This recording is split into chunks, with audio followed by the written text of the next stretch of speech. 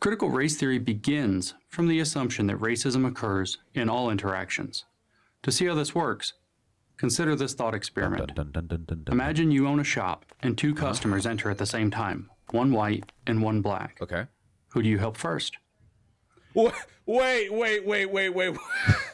This is so good. The ordinary American cashier would help the person as they in the order in which they entered the store. But a critical race theorist would always prioritize helping the black person because of this. Is that really where we're going? That's where we're going right now, isn't it? This is the best thought experiment they could come up with? It amazes me that he doesn't know this isn't actually in the original critical race theory literature. This is not just some thought experiment that PragerU came up with. This is in what is it? Kimberly Crenshaw, Mapping the Margins? Is that where this is from? I can't remember. Oh God, I don't remember. I don't. I think it's Kimberly in Crenshaw. Gene Delgado's book. I don't remember where it first shows up. But it's in it. It's the example is in dozens of. I mean, this is common for them to bring up. Yes. I think there's clips of the white fragility lady actually teaching this. Robin DiAngelo teaching this exact example in a class. Yep. But it doesn't matter either way, because the thought experiment, Voss can go, haha, this is shit, but it does cut exactly to the heart of the issue. It does. Do you prioritize black people over white people because of something innate, in society, in their person, whatever it is, or not? Yeah. Well, you get in trouble either way. I hate to spoiler alert, guys. Yeah. There's no right answer. There's only two wrong answers. If you help the black person first, critical race theory would say you did so because you don't trust black people to be left alone in your store. What? Yeah. Wait, it was even stupider than what I thought it was going to be. What? If you help the black person first, it's because you want to get them out of there as quickly as you can. If you want to help the white person first, that means that you trust white people more and you like talking to white people and you hate talking to black people. What are you talking about? It's like Vosh has never been on Twitter. Well, I'll hand it to these guys. I can't prove a negative, but I have never seen a critical race theorist say this, and I don't think they have either. You are so very wrong. I know. You are wrong on so many counts. Well, it's so disingenuous. It's weird because this is like Robin DiAngelo's famous line. The question to ask is not whether a situation is racist, but how did racism manifest in the situation? Yes. And that's James Lindsay's entire point, is that critical race theory puts forth the presupposition that everything is racist and that racism is an ordinary, everyday, common experience, then it does create a bunch of no-win situations. Yeah, exactly. Which drive people insane. Why do you think people are so depressed right now? I don't think they have either. In fact, I'm going to go so far as to say that nobody has ever said this. Oh my God, Bosh! Oh my God! Oh my God! The levels of galaxy brain here. Does he watch any videos or any lectures on any of the things he talks about? I've heard this thing at least a half a dozen times. But this is why I said, look, he's lying. It's not that he's mistaken. It's not that he's a dunce. It's that he's lying, and he knows he's lying. I've probably heard James Lindsay say this 6 times. I've heard this everywhere. Yeah, James Lindsay repeats it a lot. But well, I've heard Robin DiAngelo say it too, which is obviously. That if you trawl through the millions and billions of stupid dumbfuck lefty Twitter posts, you will never find anything like this, okay? That's oh my God, he's equating all those people to lefty Twitter posts. It's so rich. I challenge James Lindsay to go scrolling through Twitter to find some 2-like tweet from a 14-year-old, okay? So he knows explain it to me how they based their understanding of critical race theory off that tweet. That's racist. If you help the white person first instead, critical race theory would say you did so because you think blacks are second-class citizens. What? That's racist too. Okay, just to be perfectly clear, okay? If anyone, I invite conservatives to think about this for a second. Do you really believe that an academic discipline is so? They do believe this. I don't know why I'm asking, but I'll ask it anyway. Do you really believe that an academic discipline is just a bunch of catch-22s where you're racist no matter what you do, and the entire purpose of that discipline is just to explain to white people that no matter what choice they make, if you see a black person... It's so funny because that is actually the entire point of the creation of power plus privilege equals racism. Totally. Yes.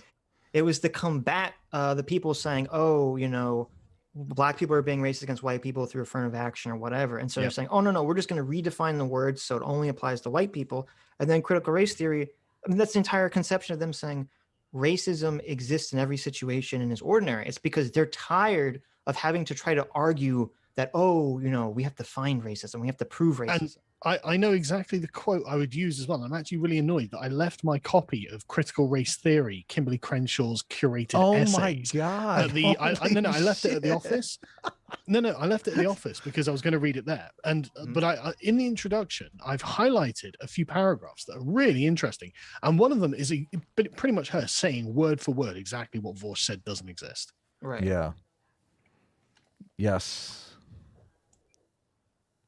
Person coming at you down the street in the sidewalk, do you stay on your side of the sidewalk or do you go to the other sidewalk? If you go to the other sidewalk, you're racist because you want to avoid interaction with black people. But if you stay on your side of the sidewalk, you're actually being double racist because you're overcompensating for the fact that your white biology wants you to move to the other side of the sidewalk. Like, it's interesting because I think that the PragerU people are projecting a bit of their racism onto onto this analysis.